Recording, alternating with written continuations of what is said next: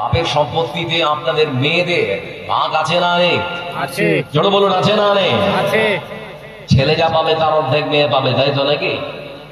বাপের সম্পত্তি থেকে আপনার ছেলে যা পাবে তার অর্ধেক আপনার মেয়েকে দিতে হবে। এটা হচ্ছে ইসলামের অধিকার। আপনার সম্পত্তির মধ্যে ইসলাম রেখেছে তার মেয়ের জন্য। লক্ষ্য করে দেখুন, এখন তো বলতে পারে যে মেয়ের জন্য অর্ধেক কেন? একটা মেয়ের যখন বিবাহ হয়ে যায়, বিয়ে যখন হয়ে গেল, শ্বশুর বাড়িতে যখন চলে গেল, স্বামীর সম্পত্তিতেও তার ভাগ আছে না নেই? ছেলে পেলে যদি থাকে তাহলে পরে 8 ভাগের 1 ভাগ পাবে স্ত্রী স্বামীর সম্পত্তিতে। আর ছেলে মেয়ে যদি কেউ না থাকে তাহলে পরে স্বামীর সম্পত্তি 4 ভাগের 1 ভাগ পাবে তার স্ত্রী। এজন্য ইসলাম নারীকে সম্মান দিয়েছে, মর্যাদার উচ্চ শিখরে পৌঁছে দিয়েছে, ঠকায়নি। যারা বলেছে ইসলাম নারীকে ঠকিয়েছে, তারা মিথ্যে কথা বলে ইসলাম সম্পর্কে তাদের কোন ধ্যান ধারণা নেই।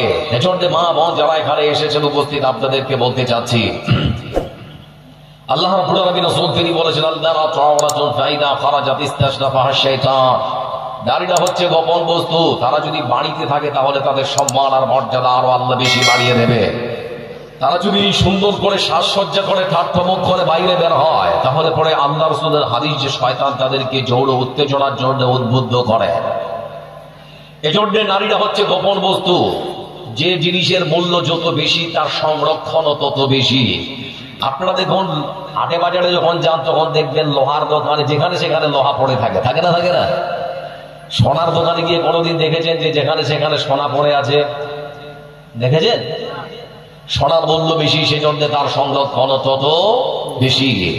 দুজন লোক কলা বিক্রি করছে, বাজারে কলা বিক্রি করছে, তো একজন ভাবছে যে সাধারণভাবে কলা বিক্রি করলে কলা বিক্রি করতে সময় বেশি লাগবে, সেজন্য কলার ছিলকা, তার আঁশ, তার চোচাগুলোকে ছাড়িয়ে সুন্দর করে সাজিয়ে রেখেছে, তাড়াতাড়ি বিক্রি যেন হয়।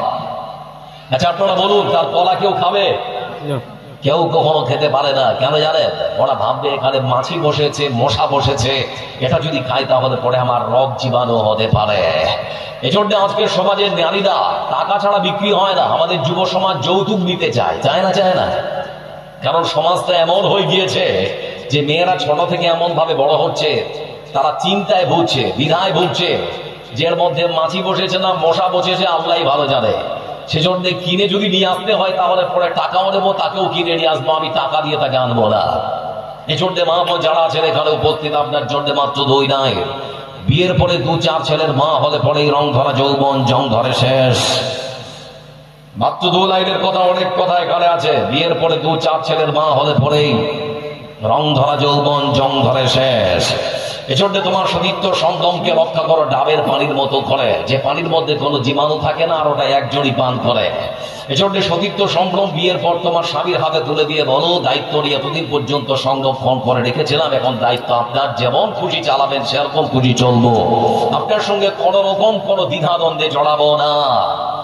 ভাই বন্ধু যারা এখানে আছেন, আপনাদেরকে মূল্যায়ন করতে বলছি। আজকে ভারত সরকার চাইছে যে নারীদের অগ্রগতি, নারীর মর্যাদার সম্মান বাড়ানোর জন্য। এই জন্য ভারতীয় সরকার, আমাদের দেশের প্রধান সেবক, তিনি একটা স্লোগান দিয়েছেন, বেটি বাঁচাও বেটি পড়াও, তাই তো নাকি?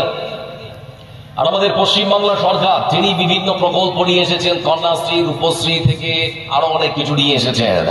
কিন্তু এই সমস্ত নেতা আর মন্ত্রী যারা এখানে আছেন বা যারা পরিষেবা দিচ্ছেন আমাদের দেশকে, এরা কখনো আপনার মেয়েকে নিয়ে কখনো সঠিক চিন্তা ভাবনা করতে পারে না।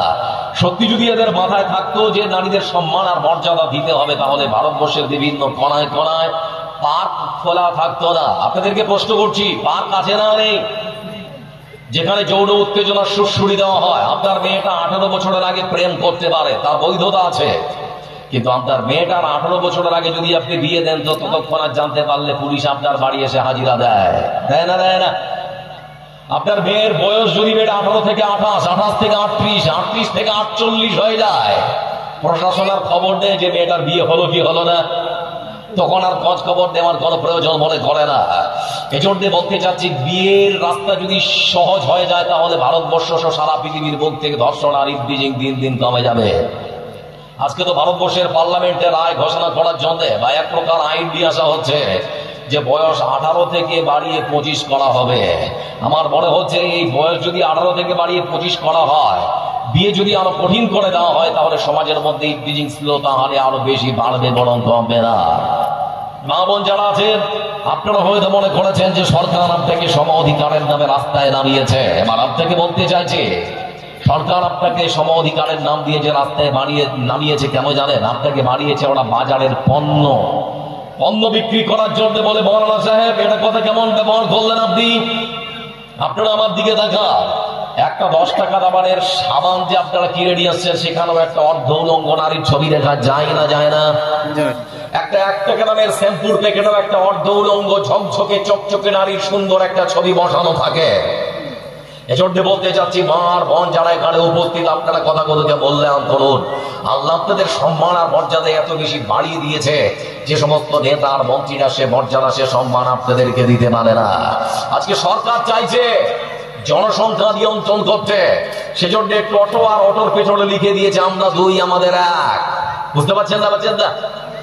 স্বামী স্ত্রী আমরা দুজন আর আমাদের সন্তান একজন, তাহলে সুখী পরিবার। আমরা দুজন আর আমাদের একজন, তাহলে সুখী পরিবার। এটা সরকারের পরিকল্পনা। আর আমরা যারা এখানে আছি, আমরা সরকারের ফাঁদে পা দিয়ে আমরাও এক প্রকার সরকারকে সমর্থন করছি। বলবি সাহেব কেমন করে? এই যে আপনি আপনার বাচ্চাকে, আপনি আপনার মেয়েকে সিজারের নাম করে নার্সিং হোমে ভর্তি করে পেট কেটে বাচ্চা বের করছেন। আজ থেকে 20 বছর আগে সিজার নামটা শুনেছিলেন? অথচ আমাদের দাদিরা 5টা 7টা 10টা পর্যন্ত বাচ্চা প্রসব করেছে, কোনোদিন সিজার করার প্রয়োজন হয়নি। আর আপনার মেয়েটার বিয়ে দিয়েছেন তো আপনি 6 মাস খালি বাচ্চা এসেছে, জামাইয়ের সঙ্গে কথোপকথন, কোন নার্সিং হোমে নিয়ে যাবে, কোথার থেকে কোন ডাক্তার পেট কেটে বাচ্চা বের করবে, যত টাকা লাগে দেওয়া হবে, আমার মেয়ে যেন কোনো কষ্ট না পায়। মা বোন যারা এখানে আছে, আপনাকে এক প্রকার পঙ্গু বানিয়ে দেওয়া হচ্ছে সিজারের নামে। আপনার কোমরে যে ইনজেকশন করা হচ্ছে না, সারা জীবনের জন্য এই বেদনা আপনাকে বহন করে বেড়াতে হবে। এজন্য ভালো করে বোঝার চেষ্টা করুন। আল্লাহ রাব্বুল আলামিন পৃথিবীর বুকে একটা কুকুরকে বাচ্চা দেয় আনুমানিক প্রায় 10টা থেকে 12টা, একটা শুকর বাচ্চা দেয় 15 থেকে 20টা। কোনোদিন সিজার করার প্রয়োজন হয় না।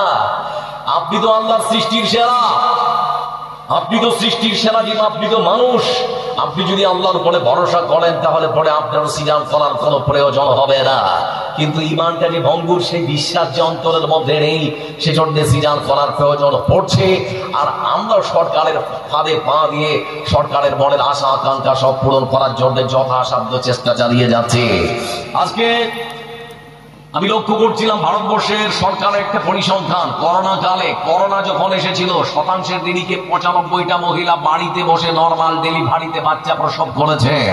195টা।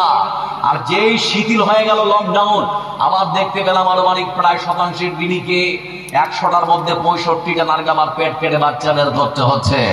এদেরকে কান ধরে বাংলাদেশের রোহিঙ্গা ক্যাম্পে নিয়ে যাওয়া দরকার। আর বলা দরকার, মায়ানমার থেকে যে সমস্ত রোহিঙ্গারা বাংলাদেশে আসে আশ্রয় দিয়েছে, ওই সমস্ত রোহিঙ্গাদের সিজার করার কখনো প্রয়োজন পড়ে না। আপনাদেরকে একটা কথা বলে দিয়ে, একটা ব্যবসা ছাড়া আর অন্য কিছু হতে পারে না। নরমাল ডেলিভারি যদি আপনার স্ত্রী করে, তাহলে পাবে হয়তো 2 থেকে 2,500। আর পেটটা কেটে যদি বাচ্চা বের করতে পারে, তাহলে সেই ডাক্তার পাবে 25 থেকে 30,000। কোন ফালে মা দিয়েছেন আপনি? কথাগুলোকে বুঝুন। এজন্য বলতে চাচ্ছি, মা বোন কারা যারা বসে আছে, আমাদের পশ্চিমা বিশ্ব আপনাদেরকে বলে হাউস ওয়াইফ। আমাদের পশ্চিম বাংলার আমরা বলি কেউ অর্ধাঙ্গিনী, কেউ জীবন সঙ্গিনী। আর ইসলাম আপনাদের সম্মান বাড়িয়ে দিয়েছে, তোমাদেরকে বলেছে তোমরা হচ্ছে ঘরের রানী। বুঝতে পারছেন তো?